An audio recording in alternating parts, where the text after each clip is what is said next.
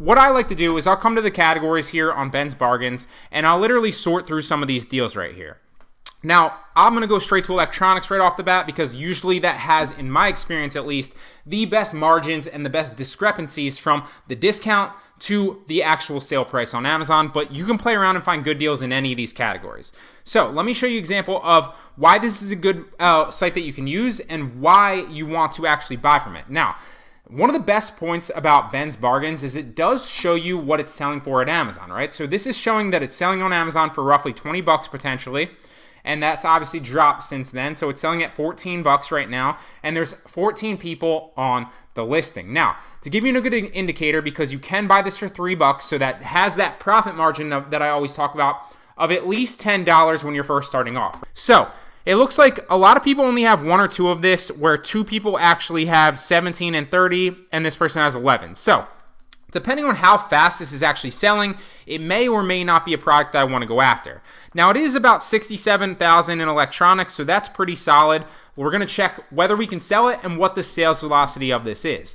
Now, it's selling about 42 a month, so it's not the best sales velocity in the world, and with 14 people, all with a quantity that is this high potentially, so 30, 17, 11, you're going to be sharing the buy box with everybody for a decent amount of time if it's only selling 42 a month. So that's something that you want to keep in mind. I might stay away from this deal, or I might go ahead and buy it. So let's go check out the deal here first and foremost. But actually, a step that I forgot is, can I actually sell this? So I'm going to take this into Seller Central and see, because none of it matters if you can't actually sell it back on Amazon. In that case, if you can still get a good deal and you still feel like there's a marketplace for it, you can sell it back on Poshmark, eBay, or Mercari. But I always like to be sure and check Amazon first and then use those other ones as fallback options in situations like this, especially with Ben's Bargains. So I can sell it in new and used condition, so that's a good sign.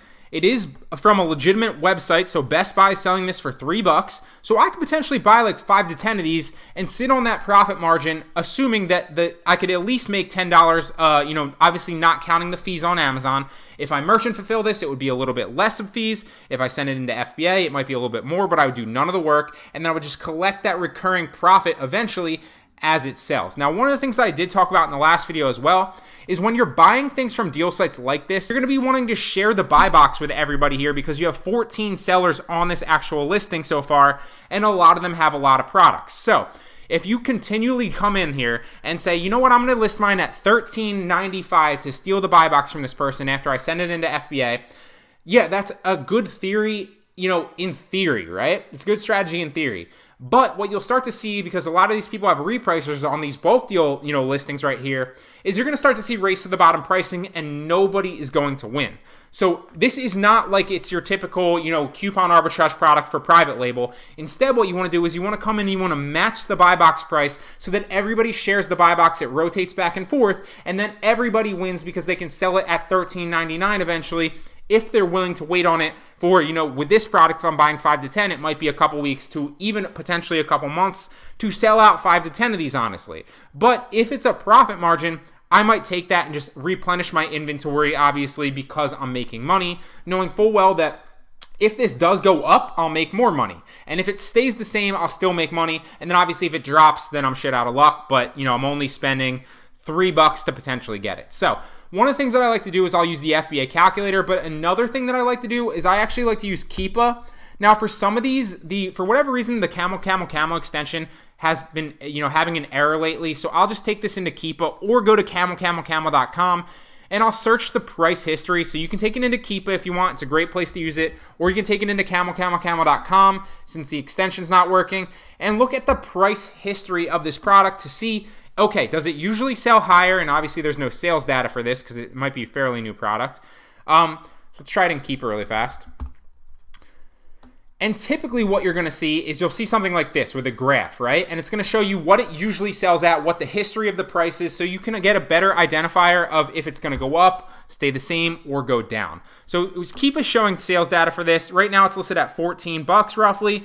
Last week it was listed, literally a few days ago, it was listed at 15, and then it was down at 13.50. So it's showing that for this one, it's usually selling at about 14 bucks, and it has since June. So you can pretty much assume that, okay, it's been selling since May, since May, and we're currently at the end of August.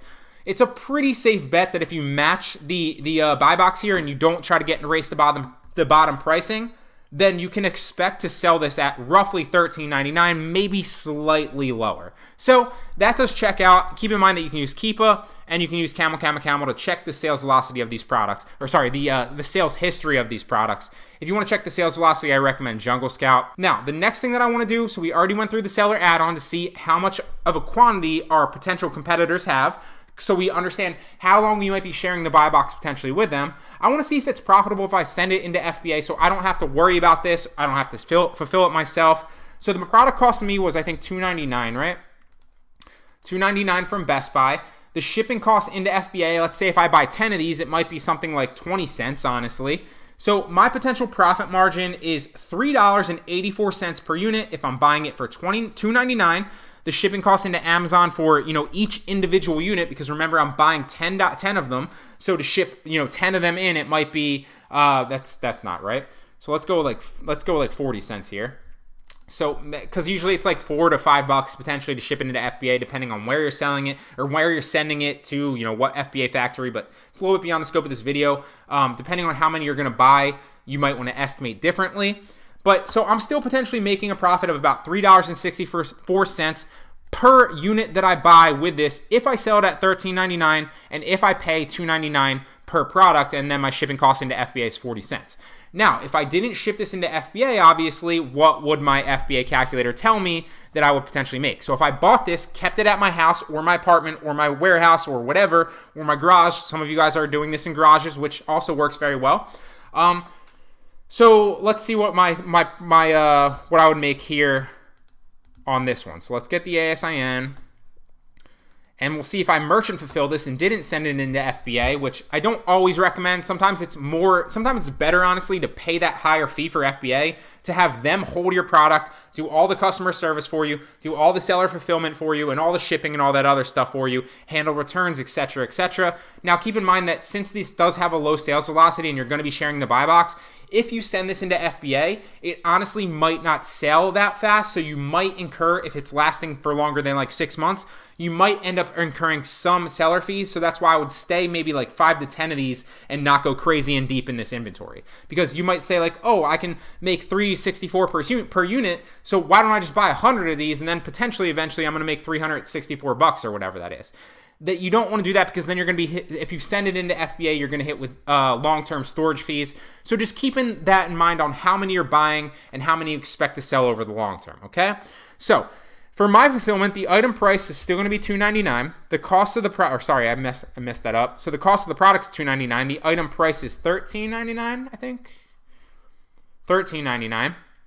The shipping, so the shipping is going to be, this is how much I'm charging the customer. If I were merchant fulfilling this, I never charge the customer, because I always want to I don't want to, in my opinion, if you even charge more a little bit and then you lower the shipping cost to free, you're going to convert a lot more people, because on Amazon, so many people are used to paying Prime shipping or paying nothing because they have Prime shipping. So if you're charging shipping, your conversion rates are going to drop significantly. So I never charge shipping. I always have a free shipping template that I do when I fulfill merchant fulfilled, but I rarely fulfill merchant fulfilled on products like this. The only things that I fulfill merchant fulfilled are books and like stuff that I can ship media mail and stuff that I can ship, as like bound printed matter, which is also very likely like media mail, for the simple reason that it doesn't cost me anything really to ship it. It's super cheap. It's profitable. I don't really need any shipping supplies whatsoever, and I can literally just drop it in a mailbox, and it's super, super easy. So what I'm interested in now is I want to call it the cost of my seller fulfillment. If I'm sending these in, might be like $5.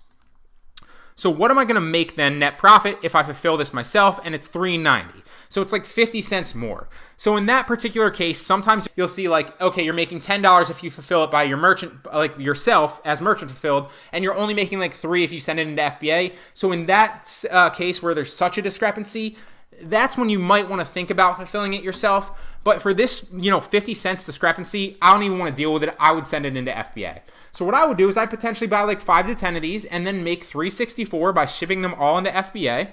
So I would be spending $2.99, and if I bought 10 of them, that's going to tell me I'm spending $29. So $29.99, about $30, and I would be making $364 on that.